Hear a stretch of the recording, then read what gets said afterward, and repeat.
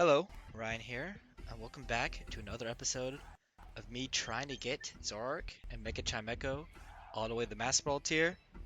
Will we get there? Guess we'll just have to find out. So my opponent led with the very scary Charizard Venusaur lead.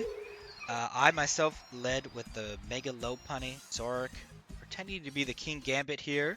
Of course, the Charizard is gonna go Mega Evolve, get the Sun up to make the Venusaur the fastest thing on the field. But I figured, you know what? Let's not let that happen. Let's have Mega Lopunny here, fake out the Venusaur, so I have the speed control here, and then have my partner Zoroark Icy Wind. Icy Wind is great because you know what? It got chip damage on both of them, and it lowered their speed. Like I said, trying to get that speed control here. Unfortunately, Venusaur did have the Citrus Berry, so it healed itself back up.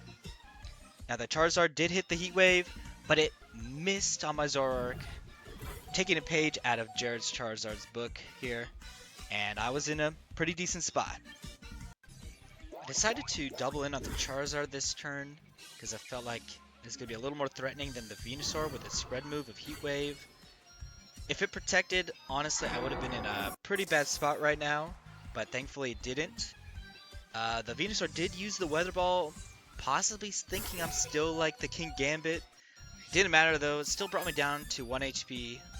But because that Charizard missed the Heat Wave earlier on my Zoroark, he was still alive for this turn.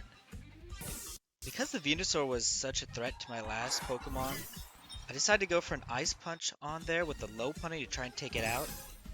While it did switch out into Sinistcha, I was able to get good damage on it, but because the Dragon Pulp was untouched, it killed both my Lopunny and my Zoroark here with the Dragon Darts move. So I decided to go for the Sucker Punch on the Sinistcha, which was a good move, killing it one shot because I knew it was going to try and kill my Rotom here.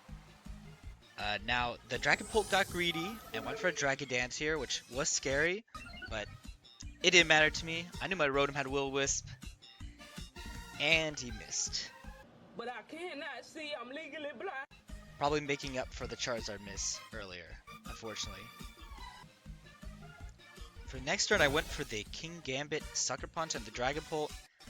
I knew this guy was going to be greedy and try and get that attack off. I couldn't let it happen. Thankfully, the Venusaur just went for the Earth Power on King Gambit, which I know he eats. And while it wasn't going to do a lot of damage, the Thunderbolt's still going to put in some work to chip down this Venusaur here. So overall, a great turn for me. So I went for a risky play here with the Sucker Punch. And it thankfully worked out for me. Lady Luck was on my side this battle, I'll tell you what. I wasn't too worried though, because without the Sun Up, I knew he couldn't get off those one-turn Solar Beams. So I knew I was in the winning position here. Just in case he went for the Synthesis here, I didn't go for Sucker Punch on the King Gambit. So while King Gambit did go down here, Rotom was again, in back-to-back games, able to get the T-Bolt to finish the game up and win me the battle. So clutch.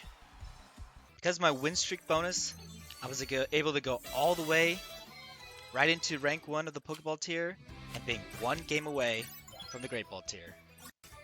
Let's see if we do this.